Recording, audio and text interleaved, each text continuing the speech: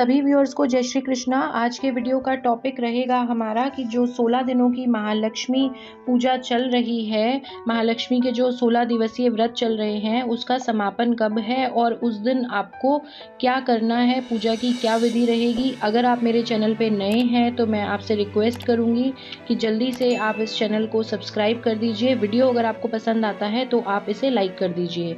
तो आपको जो महालक्ष्मी पूजा का आखिरी व्रत का दिन है उस दिन आपने स्वच्छ वस्त्र पहनने हैं, नहा धो के, और माता रानी को जो भी आप भोग लगाना चाहते हैं उसमें सात्विक भोजन आप बनाइए। मीठे में आप खीर, मालपुए वगैरह जो आप लगाना चाहते हैं माँ को भोग वो आप बना सकते हैं।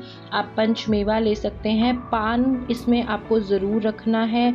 इस दिन आपके पास कमल के फूल अगर हो जाएं तो आप ज़रूर रखिए। अगर ना मिले आसानी से तो आप गुलाब के फूल भी ले सकते हैं। साथ ही साथ जैसा मैंने आपको पहले ही भी बताया था कि मिट्टी का हाथी इस दिन ज़रूर आपके पूजा स्थान पे होगा, उसकी पूजा भी आपको साथ करनी है। तो मिट्टी का हाथी भी आप पहले से ला के रख लीजिए। उसके अलावा आपको गाय के घी का दीपक जलाना है मंदिर में। अगर आप धूप ला रहे हैं और अगरबत्ती ला रहे हैं तो वो आप कोशिश करिए कि गुलाब की खुशबू की आपको मिल जाए, तो वो बहुत ही अच्छा रहेगा।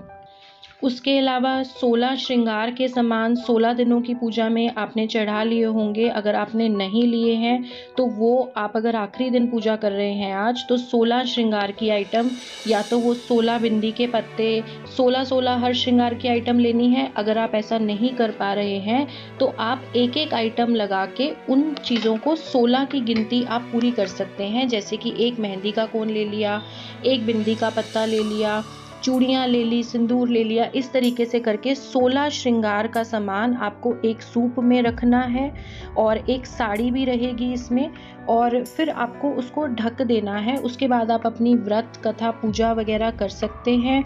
लक्ष्मी पूजा का आखिरी दिन जो रहेगा, समापन का जो दिन रहेगा, वो 17 सितंबर का रहेगा। व्रत का जो समापन है वो चंद्र दर्शन करने से ही होगा। ये पूजा आपकी शाम के समय रहेगी, लेकिन इसमें आपने जो भी दान का सामान है, जो भी सामग्री आपने पूजा में रखी है, वो आपको अगले दिन उठानी है। जैसे आप 17 तारीख को अगर अपनी पूजा कर रहे हैं तो वो सामग्री आपको 18 तारीख को वहाँ से लेनी है। और आपकी जब पूजा हो जाती है और जब आप अगले दिन सामग्री वहाँ से उठाते हैं तो वो आप किसी सुहागन स्त्री को दान दे सकते हैं। वो आप लक्ष्मी जी के मंदिर जाके आप मंदिर में भी उसको रख के आ सकते हैं। और जो हमने पूजा में धागा रखा था वो धागा आपको कम से कम 16 दिनों के लिए अपने हाथ में ज़रूर पहन के रखना है। अगर आप ज़्यादा पहने तो और भी अच्छा है। और जब आपकी पूजा समाप्त हो जाती है तो माता रानी से, आपको महालक्ष्मी से कोई भी अगर इस पूजा में कोई त्रुटि हो गई है, कोई कमी रह गई है, तो उसकी आपने क्षमा मांगनी है। साथ ही साथ माता रानी से अपनी इच्छाओं को पूरा करने की आपको कामना करनी है और उनसे आशीर्वाद की प्रार्थना करनी है कि हे माँ, मैंने पूरे दिल से, प्यार से, सेवा भाव से आपकी ये पूजा की है, लेकिन अगर फिर भी मुझसे कोई गलती रह गई हो तो मुझे आप माफ़ करिएगा और मुझ पर अपनी कृपा दृष्टि बनाइएगा और ऐसी कृपा करिएगा कि मैं हर साल आपकी ये पूजा कर सकूं।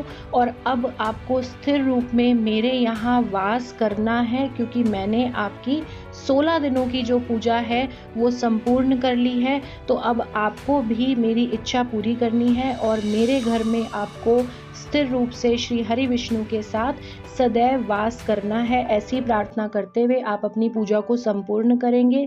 और इसमें और अगर आपका कोई सवाल रह जाता है तो आप कमेंट करके पूछ सकते हैं। कोई भी चीज़ में आपको क्लैरिटी नहीं आई हो तो आप कमेंट में लिख दीजिएगा, मैं आपको उसमें आंसर कर दूंगी। Thank you so much.